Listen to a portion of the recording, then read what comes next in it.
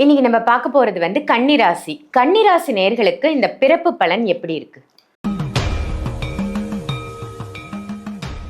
இருக்கிறதுலே பாருங்க, பெஸ்ட்டுனா கன்னிராசி தான். சரியான திட்டமிடுதல், எல்லாமே பிளான்லாம் பண்ணுவாங்க. அது நடக்குதா நடக்காது, அதான் விதி அப்படிங்கிறது. கரெக்டாக பாருங்க, 16 வயசுலேயே ராகதசை ஆரம்பிச்சிடும். 16 வயசுல இருந்து 35-40 வயசு வரைக்கும் ராகதசை நடக்கும். அப்போ நல்லா இருந்த அப்பா அம்மா கூட இந்த கன்னிராசியில் ஒருத்தருக்கு வந்து ராகதசை ஆரம்பிச்சோன்னே பாருங்க பிரிவினைகள் வந்துடும். அதாவது அப்பா அம்மா ஜாதகம் வலுவாக இருந்தால் ஒன்றும் செய்யாது. இந்த ராகதிசையில் தான் பாருங்க அவங்களுடைய வாழ்க்கையே தலைகீழாக மாற ஆரம்பிச்சிடும். அப்போ இவங்கெல்லாம் சுயமாக உருவாகக்கூடியவங்க கன்னிராசிக்காரங்க வந்து. கன்னிராசிக்காரங்களுடைய அந்த வெற்றியே வந்து அதில் தான் இருக்குது. எங்கெங்கெல்லாம் அவமானப்படுறாங்களோ எல்லா வேலையும் இறங்கி பண்ணியிருப்பாங்க. அவங்கெல்லாம் பாருங்கள் இந்த சின்ன வயசில் ஏமாற்றத்தை அதிகமாக அனுபவிச்சவங்க தான். நமக்கு மட்டும் ஏன் இப்படி அழகான அம்மா அப்பா இல்லை, ஏன் இப்படி அழகான ஒரு குடும்ப உறவுகள் இல்லை அப்படின்னு பார்த்து மற்ற நண்பர்களை பார்த்து பொறாமப்பட்டிருப்பாங்க.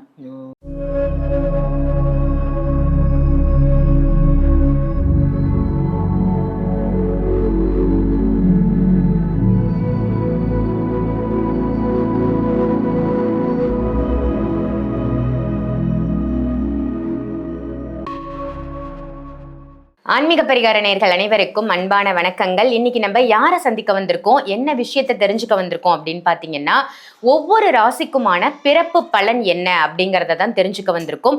ஒவ்வொரு ராசிக்கும் அந்த பிரம்மன் எழுதிய விதி எப்படி இருக்கு, மேஷம் ராசியில் ஆரம்பிச்சு மீனம் ராசி வரைக்கும் ஒவ்வொரு ராசிக்கும் பிரம்மன் எழுதிய விதி எப்படி இருக்கு அப்படின்றத நமக்கு சொல்றதுக்காக யார் வந்திருக்காங்க அப்படின்னு பார்த்தீங்கன்னா, அஸ்ட்ராலஜர், நியூமராலஜர், அதே மாதிரி நம்பராலஜின்னு சொல்லுவாங்க இல்லையா, அந்த மாதிரி எண் கணிதம் பார்த்து சொல்லக்கூடியவங்க, வாஸ்து நிபுணர் அப்படின்னு இவங்கள சொல்லலாம். ஸோ பல துறைகளில் வல்லுனர் அப்படின்னு சொல்லலாம். இவங்கள பல துறைகள்லையும் வல்லுனராக இருக்கக்கூடிய நம்மளுடைய எஸ்ஆர் சங்கரேஸ்வரி அம்மாவை தான் இன்னைக்கு நம்ம சந்திக்க வந்திருக்கோம். அம்மா வணக்கம்.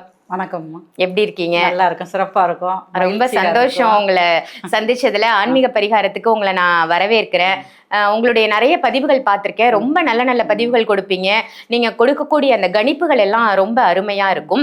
இன்னைக்கு நம்மளுடைய ஆன்மீக பரிகார நேயர்களுக்காக வந்து நீங்க பிறப்பு பலன் எப்படி இருக்கும் ஒவ்வொரு ராசிக்கும் அப்படின்னு சொன்னீங்கன்னா மக்களுக்கு ரொம்ப பயனுள்ளதா இருக்கும். ஆக்சுவலா அந்த பிறப்பு பலன் அப்படின்னு என்ன, பிரம்மன் எழுதிய விதி அப்படின்னு சொல்லுவாங்க இல்லையா, அது வந்து ஒவ்வொரு ராசிக்குமா எல்லா மக்களுக்கும் காமனா தானே இருக்கும்.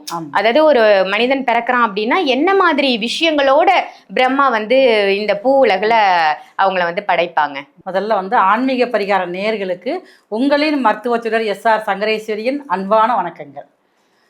அதாவது பிரம்மனுடைய படைப்பு, அந்த குழந்தை வந்து ஒரு சிலர் நினைப்பாங்க நம்ம தான் விரும்பி இந்த குழந்தை நமக்கு வந்து, அப்படி கிடையாது. அந்த குழந்தை வந்து அதான் பார்த்துக்கு இந்த அம்மா படம் நம்ம பிறக்கணும் அப்படின்னு சொல்லி போய் பிரம்மன்ட்ட போய் கேட்குமா. ஓ, குழந்தைதான் இந்த பெத்தவங்களை சூஸ் பண்ணுது. அப்ப நம்ம என்ன சொல்றோம் அப்படின்னு கேட்டீங்கன்னா, நம்மளுடைய கர்மா தான் அங்க இருக்குன்னு நினைக்கிறோம். அப்படி கிடையாது. அந்த குழந்தையோட பிறப்பானது அதுதான் விரும்பி வந்து நம்மகிட்ட வருது. அதனால பாருங்க, 1000 அணுக்கள் இருக்கிறதுல அந்த ஒரு அணுக்கள் தானே முந்தி மோதி போய் போட்டி ஓட்டு வந்து வருது. அப்ப அங்கேயே அதுக்கு ஒரு போட்டி உருவாயிருது. அதுதான் பாருங்க பிரம்மன் ரகசியம். ஒரு குழந்தை வந்து சிரசோதயம் அப்படின்னு சொல்லி சொல்றது வந்து, அந்த சிரசோதயம் நடக்கிறப்ப வந்து லக்கணம் அன்னைக்குள்ள கோச்சார நிலைகள்ல கிரகங்கள் எங்கெங்க அமர்ந்திருக்கோ அப்பதான் பாத்தீங்க இந்த குழந்தை வந்து இந்த நட்சத்திரத்தை பிறக்கணும், இந்த இதெல்லாம் பிறக்கணும். அப்ப இது வந்து முன்ஜென்ம வினைதான். இப்ப ஒருத்தருடைய கர்மாவானது ஒரு நட்சத்திரத்துல ஒரு நாள் இறந்துறாரு அப்படின்னா, இப்ப ராகுதிசையில திருவாரூர் பிறக்கிறாரு அப்படின்னா, திருவாரூர்ல வந்து முழுசுமே பிறக்கிறப்ப இருக்காது. திருவாரி 4ஆம் பாதத்துல பிறந்தாங்கன்னா ஒரு 1.5 வருஷமா 2.5 வருஷமா இருக்கும். அது ஏன்னு கேட்டீங்கன்னா முன்ஜென்ம விட்ட குறை தொட்ட குறை தான். அப்ப அவங்களுடைய வாழ்க்கை வந்து முன்ஜென்மத்துல திருவாரி 4ஆம் பாதத்துல அந்த வருஷம் வரைக்கும் இருந்திருக்கும். அந்த மீதி கர்மாவை கழிக்கிறதுக்காகத்தான் இந்த திருவாரி 4ஆம் பாதத்துல பிறந்து என்னென்ன செஞ்சாங்களோ அந்த முன்ஜென்ம வினைக்கு ஏற்ப நன்மையோ தீமையோ அனுபவிக்கிறதுக்காகத்தான் இந்த பிறப்பு எடுத்திருக்கு. இன்னொன்னு பாருங்க, நிறைய பேர் சொல்லுவாங்க எல்லாமே அன்னைக்கு நம்ம எழுதிட்டானே, எதுக்கு நம்ம கோவிலுக்கு போகணும், எதுக்கு நம்ம முயற்சி எடுக்கணும், நம்ம வீட்டுல சாயா தூங்கலாமே, அதுவா நடக்கும்ல அப்படின்னு ஏன்னா எல்லாமே எழுதி அனுப்பிச்சிட்டாங்க நம்மள.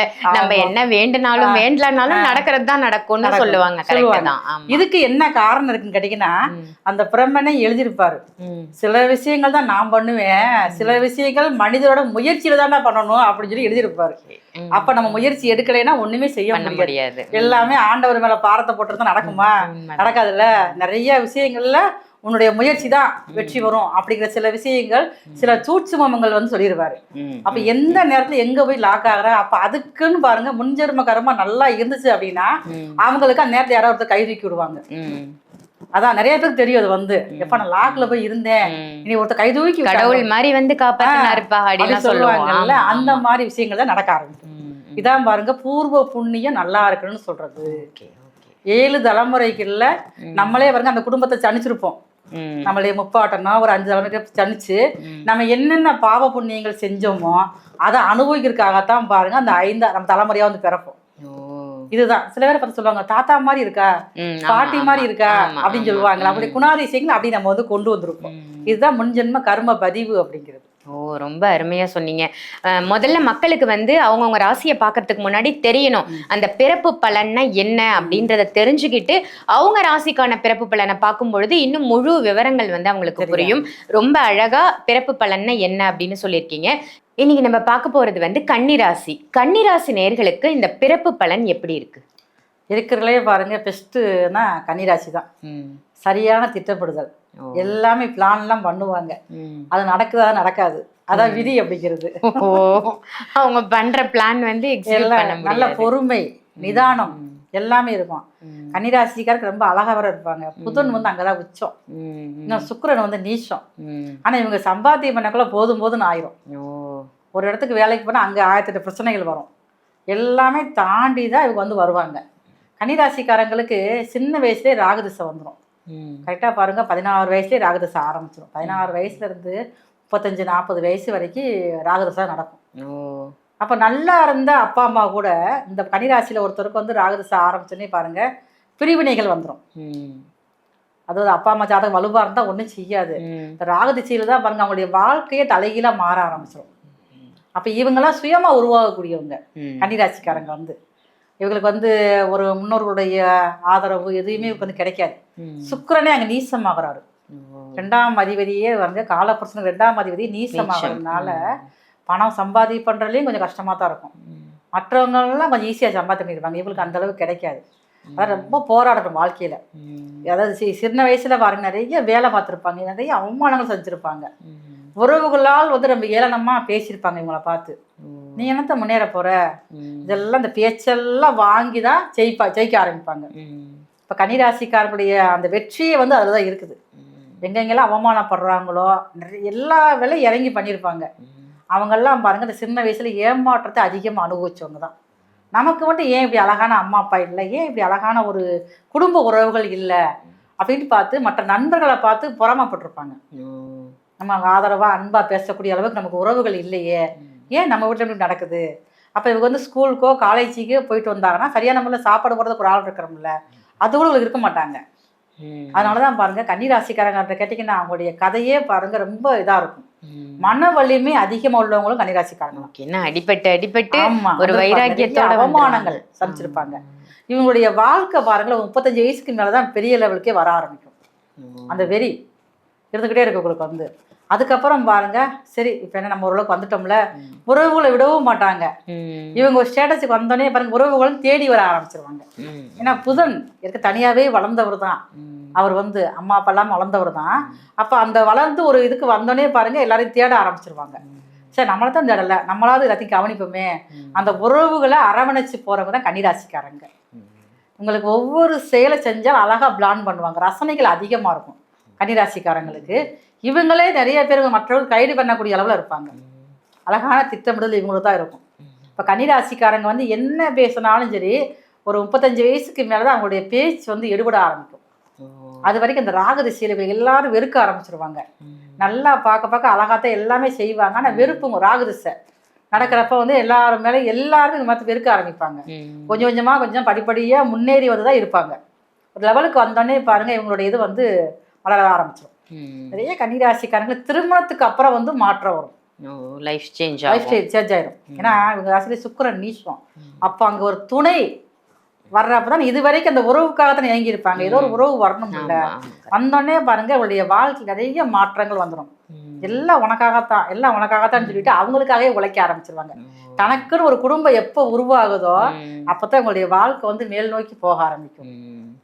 இவங்க செய்ய வேண்டிய அந்த வாழ்வியல் பரிகாரம் இவங்களுக்கு வந்து பெரும்பாலும், ஏன்னா இவங்க ராசியிலே வந்து சுக்கிரன் நீச்சம், இவங்க ராசிக்கு 2ஆம் அதிபதி வேற. அப்படி இருக்கிறதுனால இந்த அரசாங்க ஆஸ்திரி இருக்கு பார்த்தீங்களா, அங்க வந்து குழந்தை பிறந்திருக்கும், கர்ப்பிணி குழந்தை பிறந்த, இந்த குழந்தை பிறந்த பெண்களுக்கு ஏதாவது ஒரு உதவி இவங்க வந்து பண்ணணும். ஏதாவது ஒரு மெடிக்கல் கிஃப்டோ ஏதோ ஒன்று வாங்கி தரணும். தனியார்ல பண்றவங்களுக்கு அது தேவையில்லை. அதனால இந்த மாதிரி இருக்கிறவங்களுக்கு அவங்களுக்கு உண்டான உதவிகள் ஏதாவது ஒன்று, அந்த குழந்தைக்கு தேவையான பொருள் ஏதாவது ஒன்று செஞ்சாங்கன்னா உங்களுடைய கர்மாவானது குறைய ஆரம்பிக்கும்.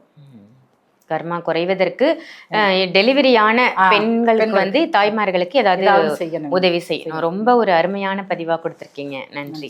இந்த பதிவு உங்க எல்லாருக்கும் பயனுள்ள பதிவா அமைஞ்சிருக்கும் அப்படின்னு நினைக்கிறேன். இந்த பதிவை மற்ற எல்லா ராசிக்காரர்களுக்கும் கண்டிப்பா ஷேர் பண்ணுங்க. உங்க வீட்டுல யாராவது இந்த ராசியா இருந்தா கூட அவங்களுக்கும் இந்த பதிவு ரொம்ப யூஸ்ஃபுல்லா இருக்கும்.